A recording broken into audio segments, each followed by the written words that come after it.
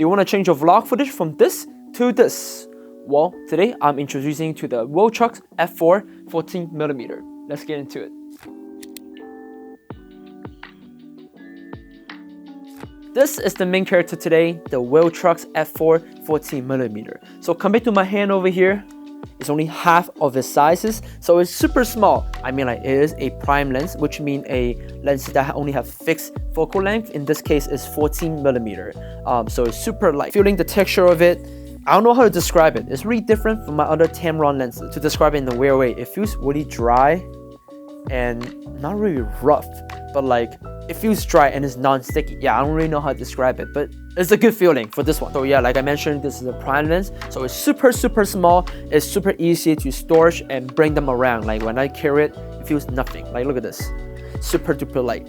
However, it is F4. For some people, they might think like F4 is not the best because like you don't get enough light indoor, but in my opinion, that's not the case. When I crank up my ISO to like 3200, I think it worked perfectly fine. Because it's a wide angle, right? I feel like being F4 is actually better because like if it's f1.8, it won't make sense. Like if you have a wide angle lens, you have f1.8, your bokeh and there's a lot of detail will be missing. So I think this is actually a perfect setup. So now you might be wondering, what exactly can I use this 14mm wide lenses for? And how is that different from other lenses, for example, 17 to 28. So be patient, I'll be explaining that in a bit.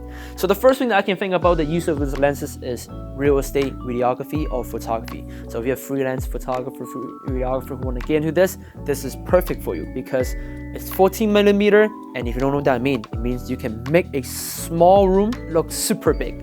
So I'll create like a comparison photo over here and do like a quick comparison video here as well. I'm not sure if you can tell the 14mm makes the room look extra big because of its distortion. But personally, I don't do real estate videography and photography, so I like to use this camera just to get wide shot in general. In my opinion, wide shot is great for establishing shot. So if I am to vlog about something or make a video about something, I will probably use a 14mm to capture a wide angle. And yes, 14mm, you can also use it for a lot of like creative shot as well.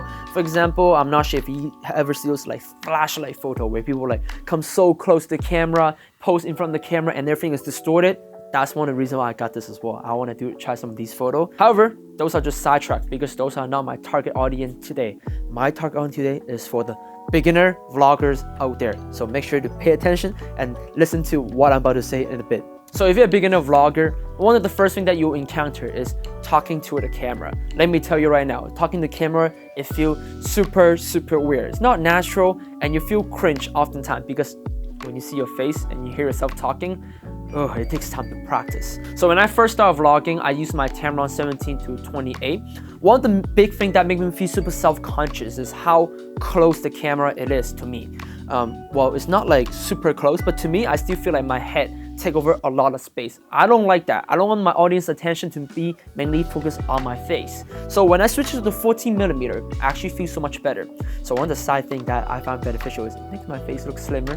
But that's not the key point. The key point is my face is smaller in the frame. I actually feel like I blend in with the background, and the attention that's drawing from you guys is no longer focused on my face. It makes me feel more comfortable speaking to the camera, and it makes my face look slimmer.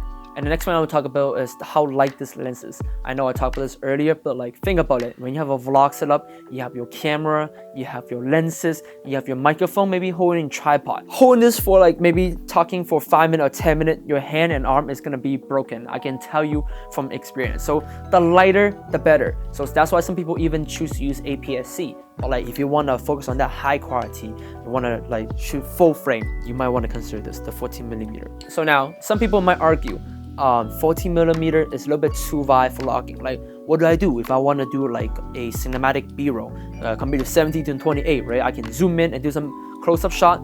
Really speaking, I feel like 17 to 28, even with that lenses, to get some B-roll, it might not satisfy you. Like I know a lot of people use the 24 to 70 or just bring two lenses, like using one of them to mainly just record your A-roll and use your 24 to 70 for B-roll. Like personally speaking, I feel like when I'm using the 28, I still feel like it's not close enough. So yeah, regardless, people bring two lenses outside to vlogging. At least personally, I'll be doing that. So I think this is really good for vlogging camera. the next reason is probably the most valuable reason that for all the beginner vlogger, this camera is under $200.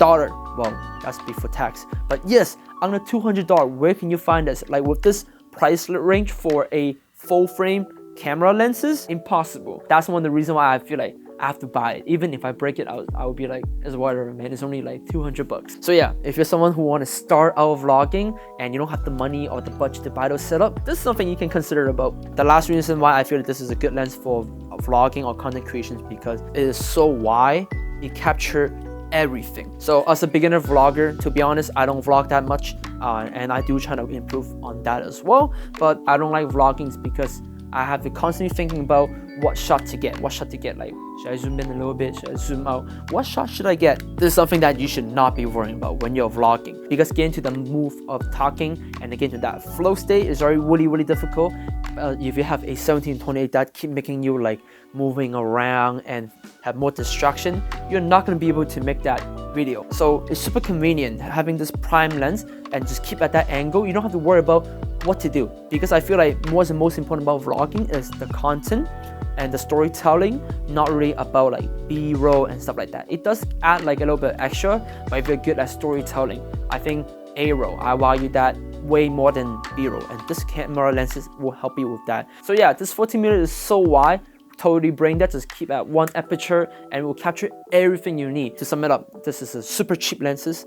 It makes you feel more comfortable in front of the camera, and you don't have to worry about focal length. Just focus on the storytelling itself. So this is actually a perfect camera for beginner vlogging. So yeah, something to consider about. Hopefully I'll sell you this. Speaking from experience though, I think this is a really solid camera. I bought this to downtown and I not really vlog, but I mainly just want to capture some shot. I really like it. It's a really different look compared to what I usually do. Like usually I will bring my 35 to 150. I want to do like B-roll and stuff, but shooting full day with 14mm really unlocks like my creativity and allow me to do like different thing and try for a different angle, and really allow me to like appreciate the environment. I often tell people like 35 to 150 is like a cheat code. Like you zoom in and boom, everything looks nice because of the bokeh at the back. But it's too standard, you know. If I'm in a valuable, beautiful location, I cannot really document with just a bunch of close-up. I'll probably want to document with a wide shot or a mixture of both. But I did do some research on the internet, and there are some negative comment about several things, which I'll talk about in a bit. The first thing is the quality control for VILTROX. Some people mention that the VILTROX camera lens is super solid. Some other people said the VILTROX camera lens is really bad. For example, they noticed the picture at the side, they have a lot of vignetting, and some doesn't. So the quality control can be really concerning. However, based on my memory, I feel like they have insurance. I think they have like a 2-year warranty. Maybe I'm remembering wrong, but even it doesn't have like a 2-year warranty. If you purchase from Amazon, you don't like it, you see the camera lens is a problem, just refund it. There's no harm to it. So I don't think that is a big problem. And another common thing people talks about is the way how they see light as well as the sunlight. And like I said earlier, the vignette issue. Once again, when I was shooting this, I don't find them as a big problem. Maybe I'm not artisan enough to find like these little detail. But like bro, for 200 bucks and you get a full frame camera, what else do you want to expect them from this? Like, it's not a cinema lenses. I feel like for $200, if they have a little defection, I don't complain. And I think this is super valuable and super good to have. So yeah, that's about it. Thank you guys for watching. If you like this video, make sure to like and subscribe and comment down below. Would you get this VILTROX F4 14mm wide lens? Do you think it's going to be useful? Do you think it's the camera lenses for you? What's your experience with this camera?